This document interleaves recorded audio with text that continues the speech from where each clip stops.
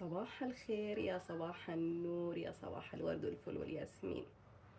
صباح صباح تقريبا صباح ان شاء الله. والله مش متعودة ادخل المطبخ وقت متأخر، بس معلش الدنيا تلقى عندنا، الدنيا خربانة. الحمد لله، ان شاء الله يا رب سنة بيض علينا زي بياض الارض. اليوم معانا طبخة، حنعمل مع بعض طبختين. اللي هو طبق رئيسي حنعمل برياني اللي هو الزربيان باللحم، وبنعمل حلا اللي هو لازم. احنا في اليمن اذا في زربيان يعني في هلوى، زربيان يعني هلوى، والعشاء جاهز والحمد لله. فنبدأ نعمل الزربيان. نولع على الطنجرة، نجيب الزيت. المرة الأولى أنا دخلت الزربيان بس بطريقة الدجاج، اليوم اللحم، اليوم بنعمله باللحم.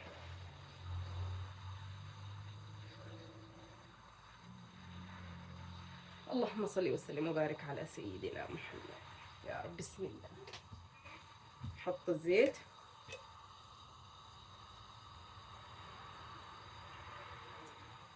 شيلوا كمية زيت عشان بنحمر بصل يشيل كمية بصل تقريبا حط كيلو ونص بصل. نحط البصل وسمن، هذا السمن سمن القمرية، جماعة اليمن يعرفوا طبعا سمن القمرية. نحمر فيها البصل،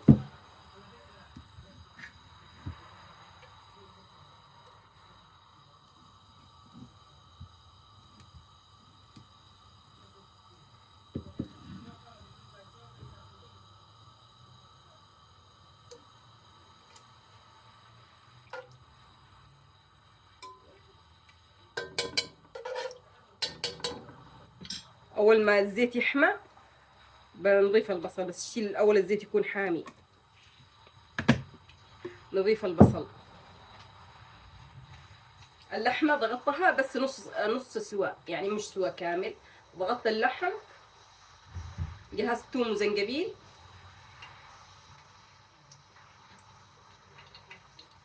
أول ما يحمى، أول ما يقدح أنا مشيه مقدوح، اشتيه يكون حامي عشان البصل.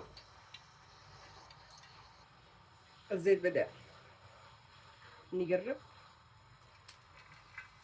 أيوه، شوفوا كمية البصل، شيله كمية بصل. نحمر البصل هذا، نحمر البصل.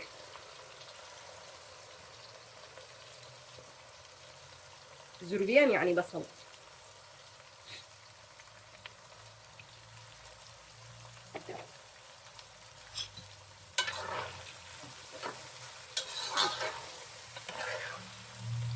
نحمر البصل اللي هو نخليه محمر، وبعدين نخرج البصل ونبدأ نجهز اسمه.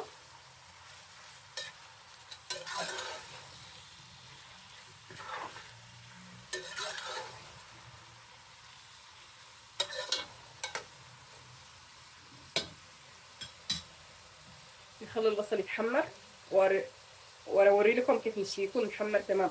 المصريين يسموها زي البصل حق الكشري، مقرمش. شوفوا يا جماعة، هذا مي علشان لما بجهزه وببدأ اجهز المي عشان نسلق الرز.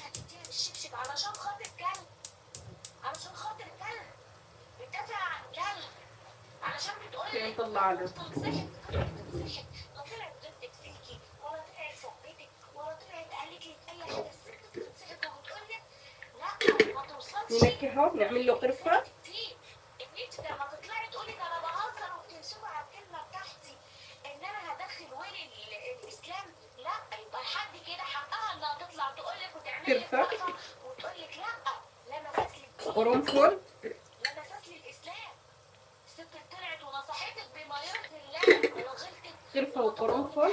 زي ما انت سديتي لسان وطلعتي تطولتي على الست اللي طول الوقت هي بتنتقد وبتتكلم بقال الله وقال الرسول. شطه مجففه بس احمر مجفف. يعني بتطيلك، هي كانت بتطيلك كتير، وده الغلط اللي فعلا. حطينا القرنفل، قرفه والشطه ورغاه ورق.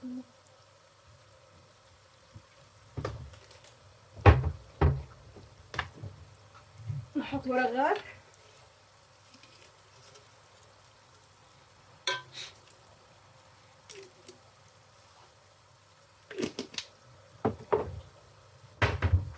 ونخلي اول ما يبدا يغلي بنضيف الرز. شوفوا يا جماعه البصل حمر. نشيل البصل ده الحين. اشيل البصل. هديت النار. اشيل البصل.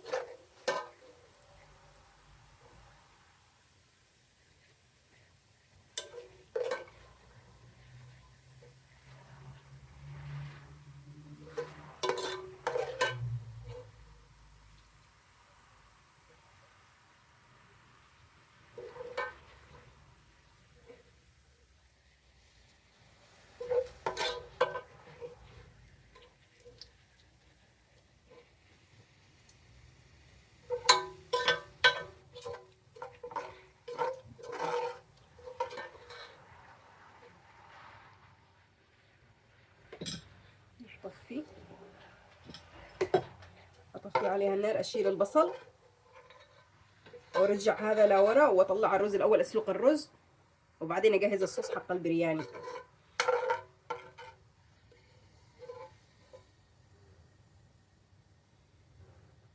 هذا البصل شوفوا. هذا بصلنا. ارجع هذا لورا والاول اسلق الرز وارجع لكم. نجيب الماء السلق هنا. نسلق الرز. هذا رجعه لورا. الاول اسلق الرز.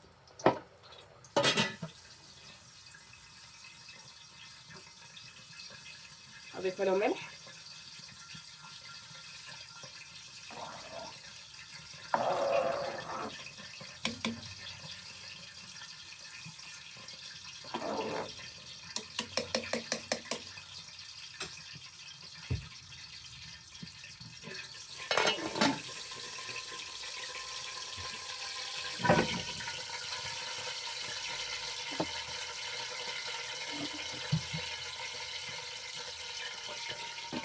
نغطي عليها. نسلق الرز.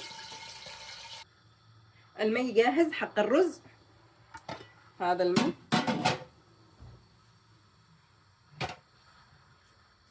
حنضيف شوية زيت.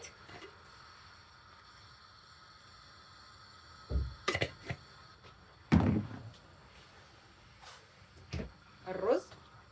نسلق الرز حق 7 دقائق. هذا الرز المزة اللي هو الرز الجولد. اسلقه 7 دقائق وبعدين اصفيه من الماء زي المكرونه.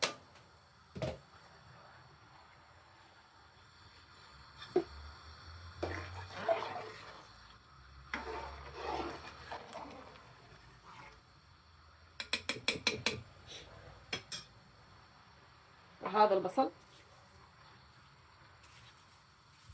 هذا البصل. وهنا جهزت ضربت بالهاند بلندر البصل اللي حمرته مع زبادي وطماطم. نضيفه باللحم لما نبدأ نكشن للزربيان. ولعنا على الزيت. انا احمر البطاطا اول حاجه. جهزت البطاطا. هذا بطاطا عملت له بهارات وشويه ملح. الزيت احمره بالزيت. احمره بالزيت. براسة مول. ارجع لكم فاصل ونرجع. هذا البطاطا. نحمر البطاطا.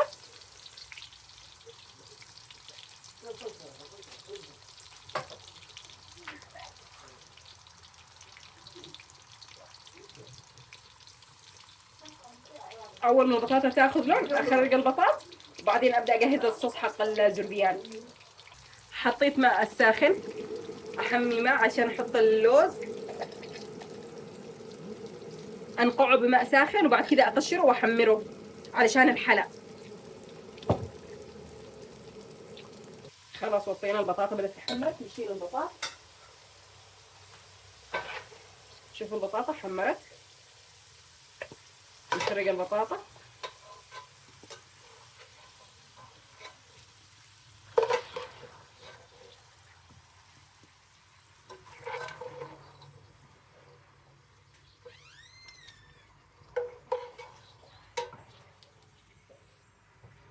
ننقص شوية الزيت، وبعدين إذا نقص بنزيد بحكم له هنا الزيت.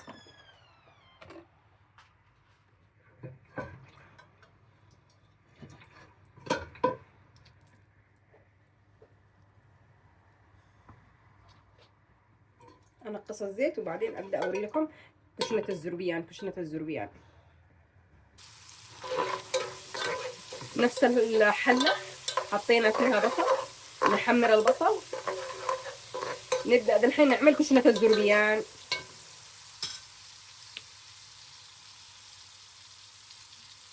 اللحمة مسلوقة جاهزة، بطاطا حمرناها، البصل محمرة. دالحين نعملهم كلهم مع بعض، نكشنهم كلهم مع بعض.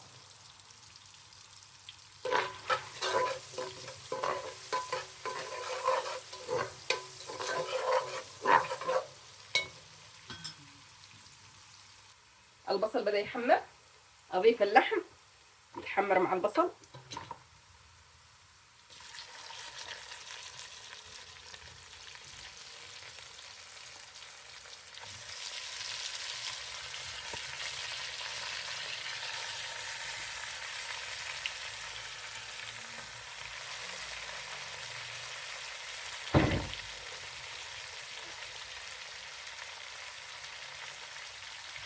خلي اللحمة تحمر شوية مع البصل، تاخذ من نكهة البصل. بعدين نبدأ نضيف البهارات.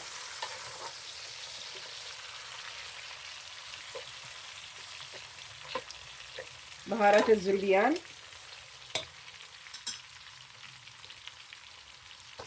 خلاص البصل بدأ يحمر،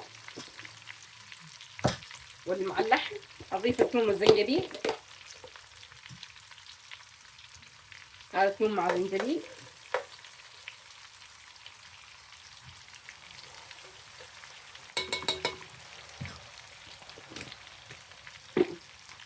أضيف البهارات.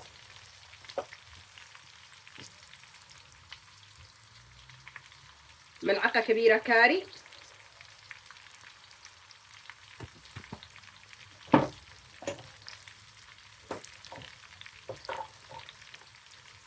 هذا ينسون النجمة مع هيل، قرفة، قرنفل مطحونين مع بعض. كبشة كذا، حط ربع ملعقة صغيرة عشان النكهة. هذه بهاراتي.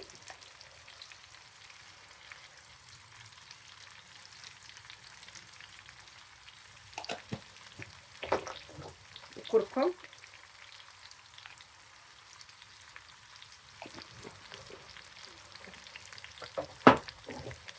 فلفل اسود،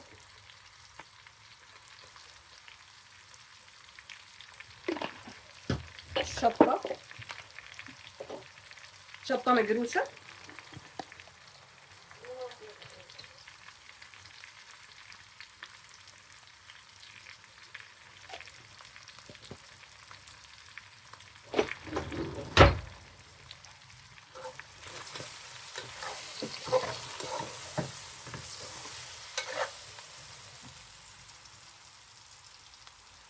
كذا حمصنا اللحم مع البهارات.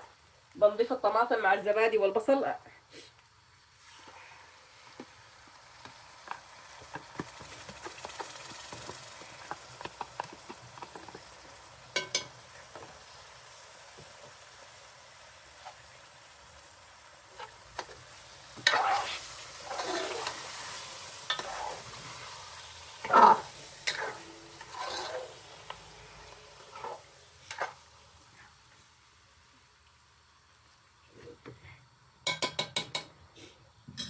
نضيف شوية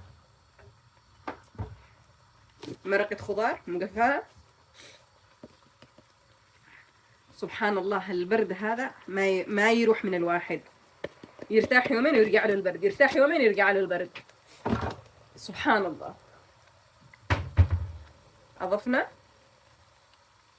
نضيف ماء ساخن.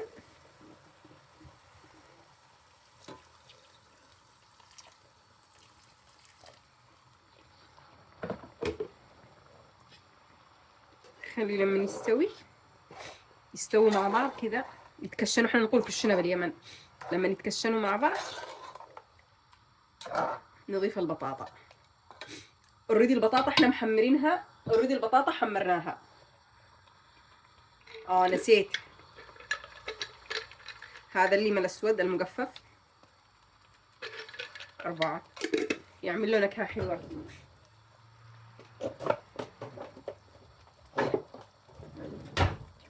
نغطي عليها. ابدا اقشر اللوز اصلا نقعته بماء ساخن. اقشر اللوز عشان ابدا اجهز الحلو كمان. خلاص اضيف البطاطا الان. اضيف البطاطا واضبط الملح. هذا الزربيان اللحم، واضبط الملح.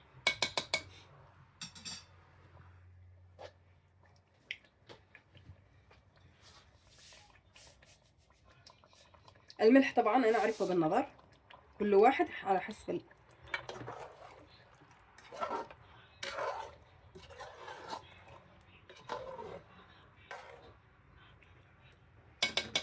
خلاص كفي الملح. 5 دقائق كده ونطبقوها مع بعض. خلاص الصوص بقى جاهز. شوف الزيت طلع عليها فوق. خلاص جاهز الصوص.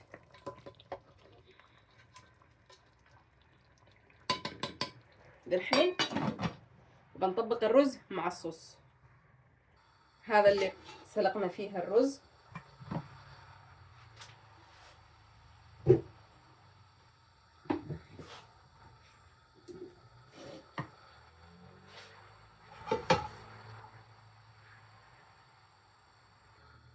خلاص هذا شفتوا الزيت حق البصل اللي نقصناه.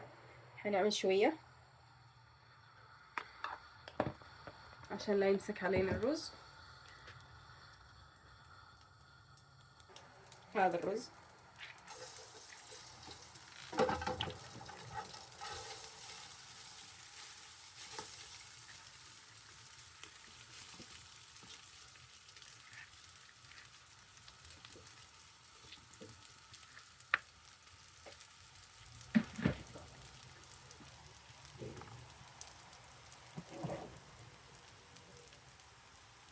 نعمل له شوية سمن.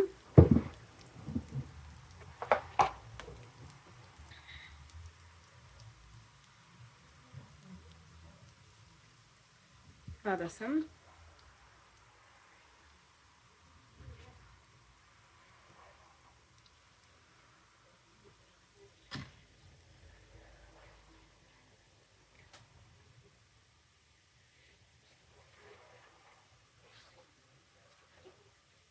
بصل.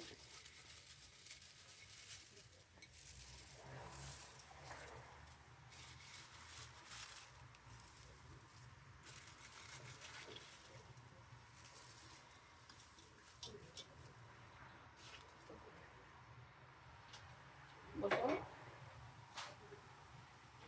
هذا فرمت كزبرة ونعناع وفلفل اللي هو بسباس اخضر.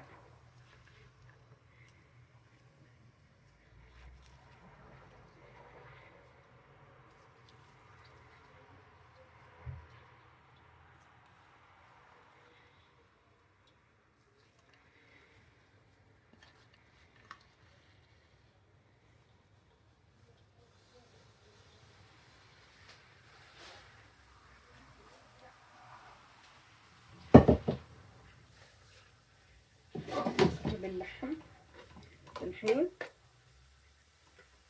احط اللحم.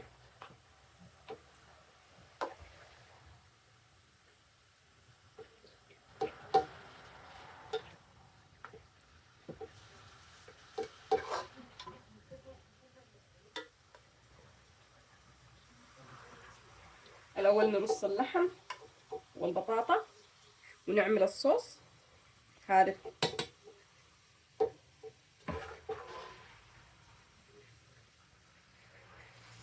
البطاط. هذا بقية اللحم.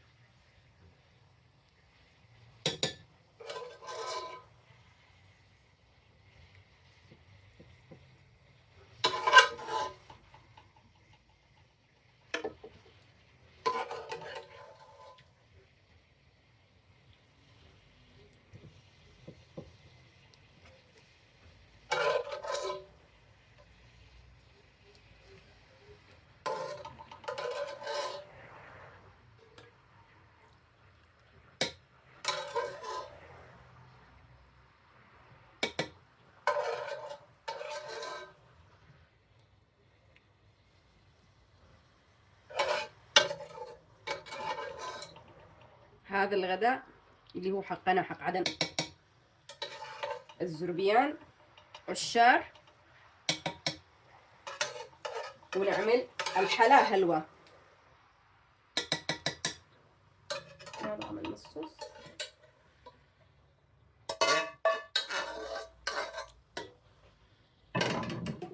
نجيب بقية الرز،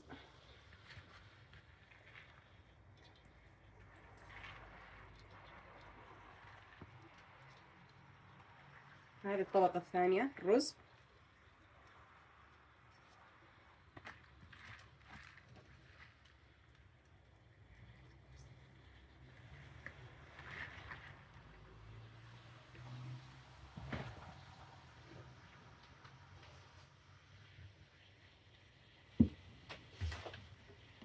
ونعمل له زعفران مع سباق الرز. لون طعام، يعني احنا نقول سباق الرز لون طعام، نخلطه مع الزعفران، نص للرز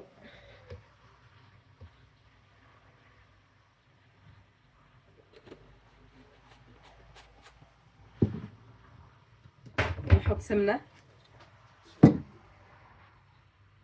نحط سمن،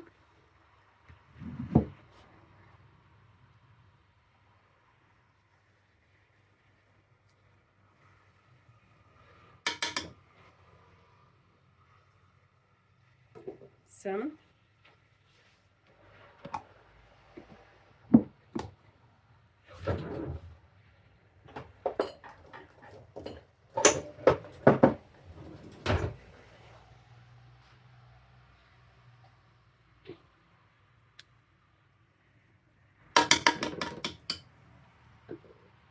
هذا الزعفران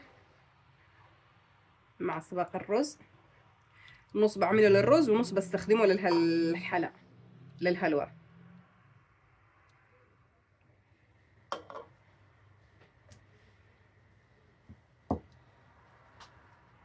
ونغطي عليها، نغطي على الرز نخليهم يسخنوا مع بعض. نسيت نعمل البصل، بقية البصل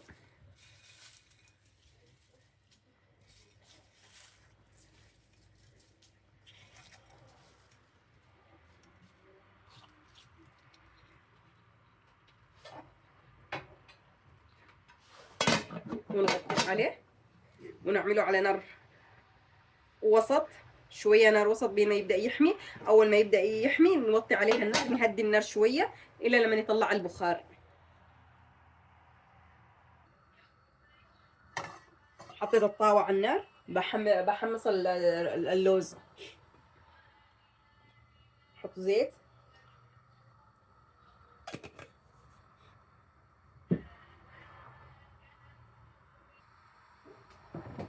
ضفت الزيت، كان حطيت السمن. يا دي الذاكرة اللي راحت في ذمة الله.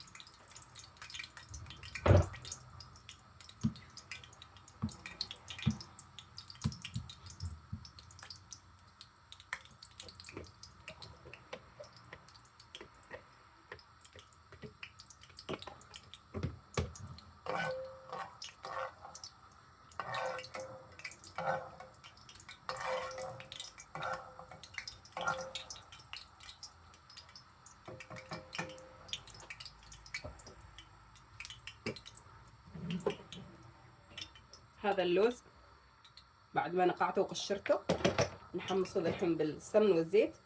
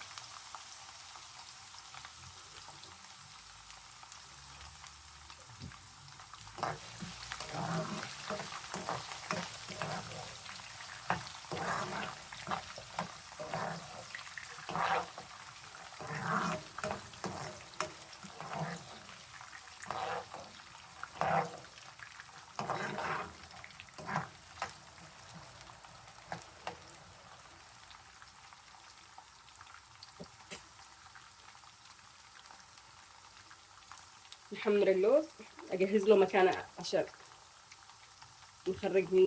خلاص حمصنا اللوز، حمص اللوز، حط عليه نار، اخرج اللوز واعمل الزبيب. جالس اخرج اللوز.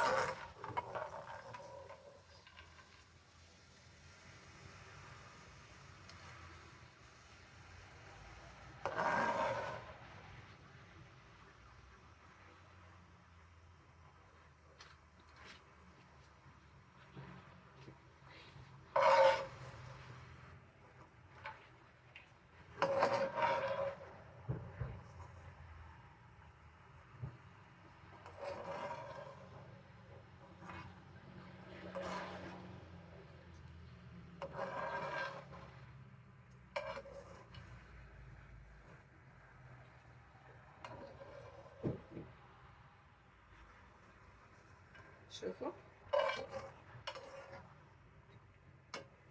معلش يا جماعة أنا سرحت. السرحان هذا من ضمن الشغل، تخطيط للشغل. مش عارفة، في واحد جالس يتجول في مطبخي. معلش، نشوف آخرته إيش بيسوي. أوكي، الحين أضيف الزبيب.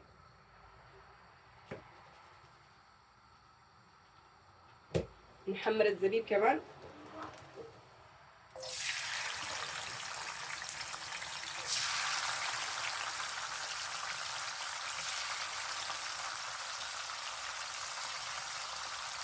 يطعم الزبيب. شوف حالي ولا لا؟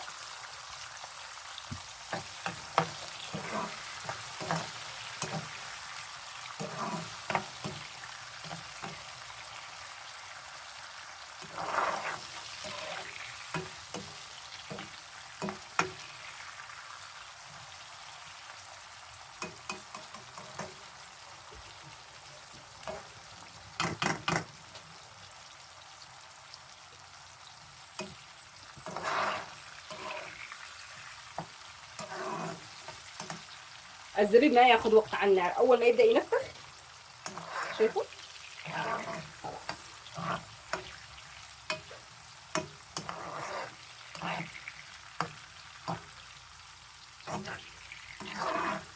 اولع الماء الساخن. ايش يسوي الحلاوه الحين؟ هو شبيه للمصريين ايش بيقولوا عليها؟ سد الحنك. بس مش سد الحنك، سد الحنك المصريين بيستخدموا الدقيق الابيض، احنا بنستخدم دقيق السميد اللي هو دقيق السيمولينا حق البسبوسه. اوكي، نطلع الزبيب خلاص.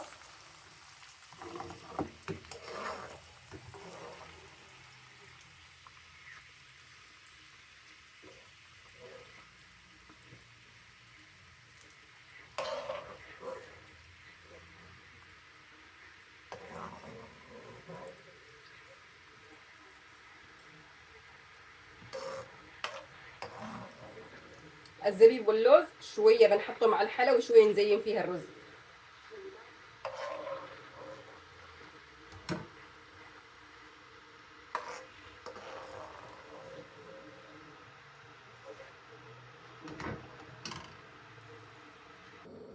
هذا السميد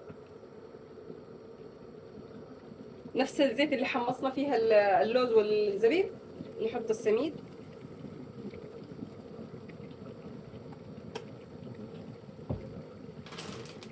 بعمل كوب ونص.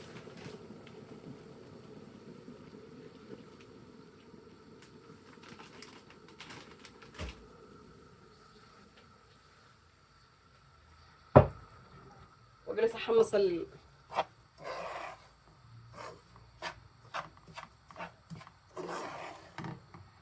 شوفوا كيف شرب الزيت. بنضيف له سمن، انه هذا لازم سمن يتحمر بالسمن.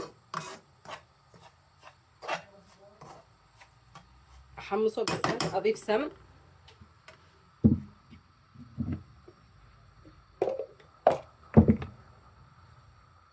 شوفوا بضيف السمن،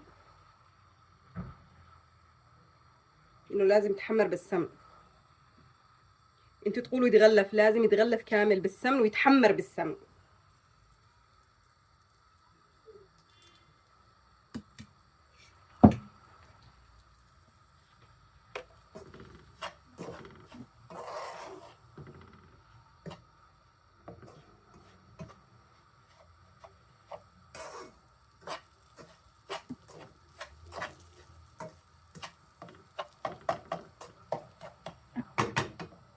الرز شوفوا، لحظة بقلب لكم الكاميرا. شوفوا الرز، هذا الرز، وهذه الهلوى، هذه احنا نسميها هلوى. بعدين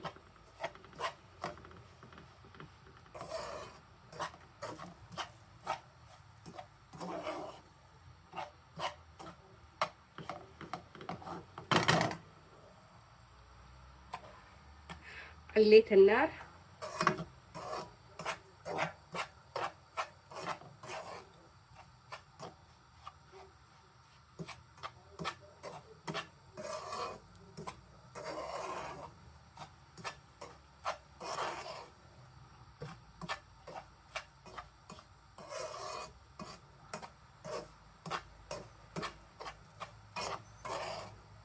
بعدين طبعا اذا في زربيان، وزربيان لحم بالذات، لازم الهلوى، لازم هلوى والعشار.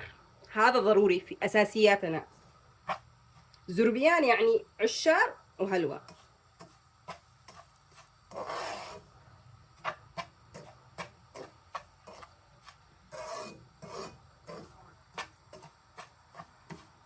اجلس احمر في السميد. شوفوا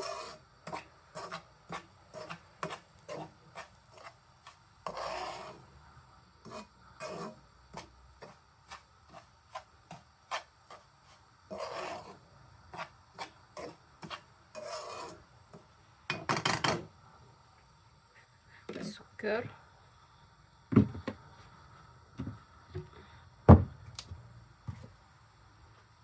نضيف السكر حسب الرغبة. في اللي يشتوها يعجبهم ياكلوها حالي مسكرة مرة، وفي اللي ما يعجبهم مسكر مرة، على حسب. خليه يتكرمل مع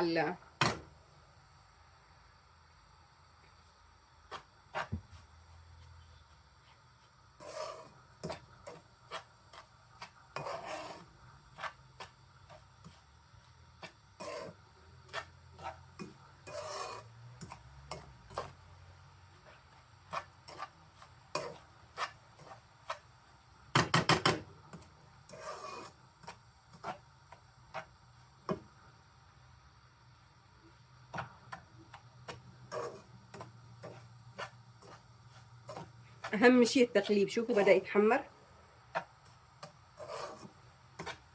بدأ يتحمص. نشيل التحميصة، اول من رائحة السمن يتحمص ورائحة السمن تطلع.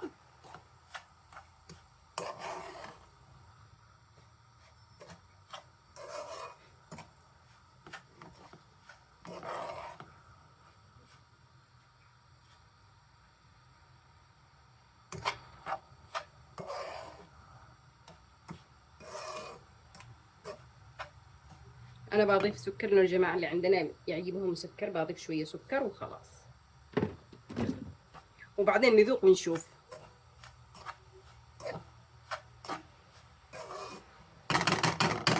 وعشان الرائحة تطلع، شوفوا بدأ يتحمص. لازم يزداد، لازم مع التقليب، مع التقليب شي يتحمص شوية. اهدي النار شوية.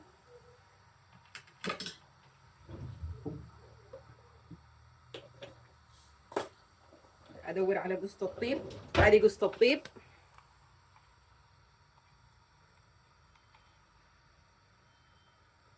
شوية جوزة الطيب وهيل.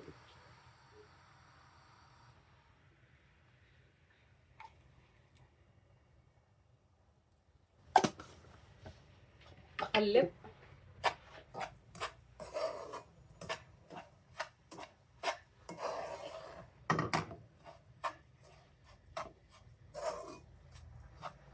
ايوه الرائحة بدأت تطلع. الحين اضيف الهيل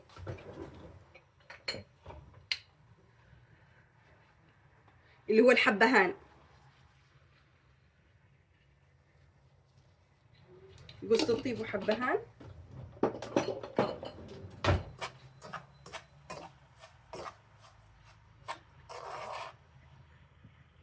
هذا زعفران مع لون طعام.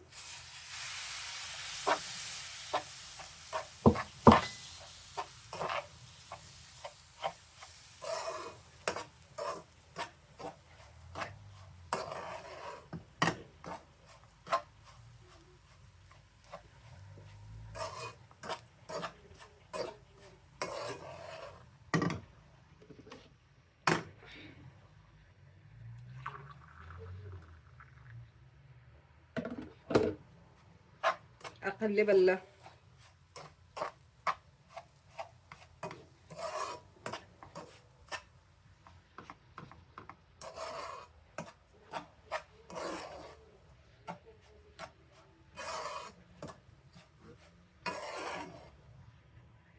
الحين نعامله معاملة الرز، نضيف له ماء ساخن.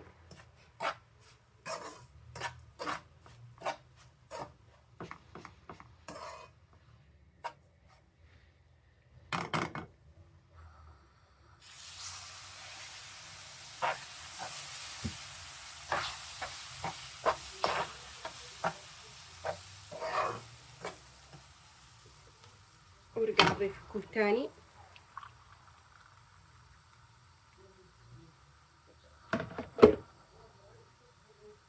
هذا اللي بيذوب السكر.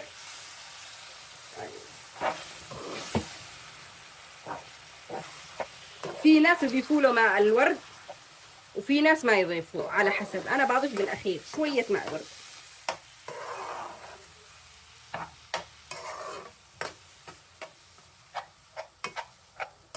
شوف كيف شرب الماء.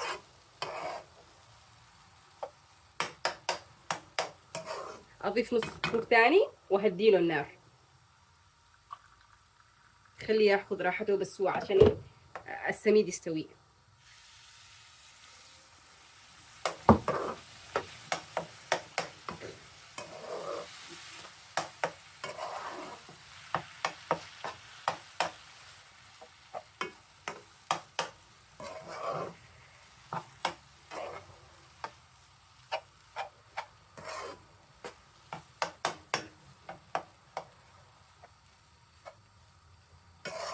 عاد اشيله ماء. شوف كل ما تسكبوا ماء يشرب.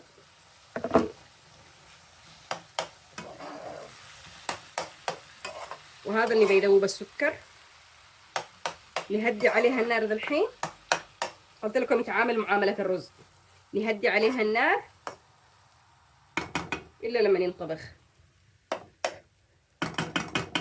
ربع ساعة 20 دقيقة. وبعدين نعمل له الزبيب. نعمل له الزبيب بس مش هذا الزبيب، نعمل له زبيب ني. قلبنا الهلوى، رجعته ورا بعد ما سكت الماء. وهذا الرز.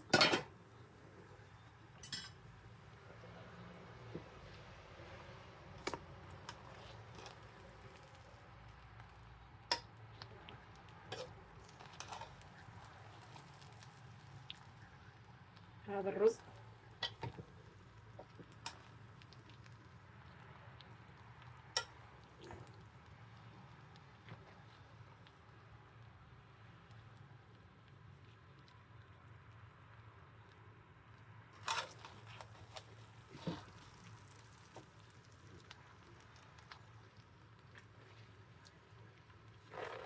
يا الله. يا والله قوة راحت.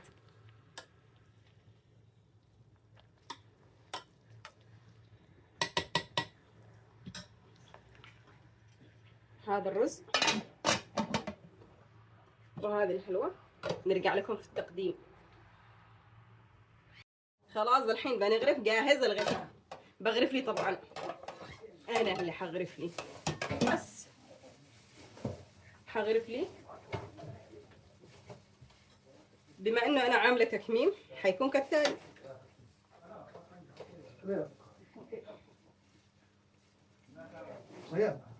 ماذا تريد؟ ان شاء الله. وي كايسي ابراهيم، نغرف يا جماعه. خلاص بدأ، احنا فاتحين الحين سوق عندنا بالبيت. اخذ قطع لحم، بطاط، وملعقة رز. هذا اذا بخلصنا، طبعا ما بنخلص انا عارفة. الله يكون في عونه باللي عاملين تكميم زيي. اغطي عليه.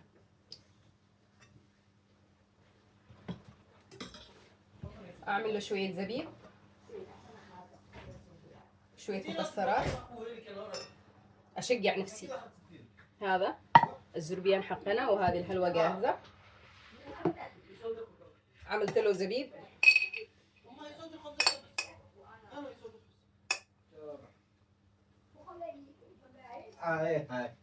طبعا انا ما باكل هذا اشي، يا صور فيديو. يلا انطلق. وهذه الحلوة جاهزة. مع السلامة، اشوفكم ان شاء الله فيديو جديد. مع السلامة.